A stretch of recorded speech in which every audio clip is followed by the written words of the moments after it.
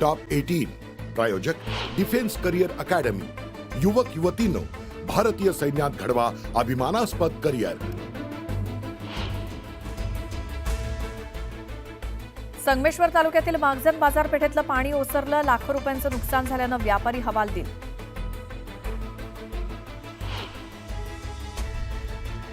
येवल्यातील कृषी उत्पन्न बाजार समितीत शेतकऱ्यांनी लिलावासाठी आणलेला कांदा भिजून खराब, शेतकऱ्यांचं मोठ्या प्रमाणात नुकसान।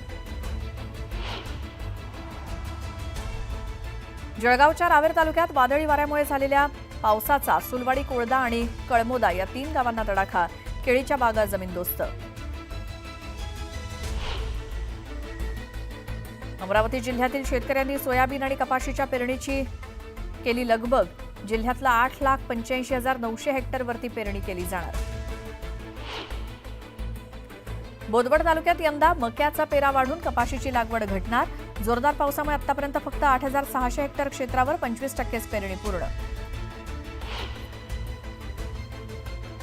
त्र्यंबकेश्वरमधून निघालेली संत निवृत्तीनाथ महाराजांची पालखी अहिल्यानगर जिल्ह्यात, संगमनेरचे आमदार अमोल खताळ यांच्याकडून पालखीचं स्वागत।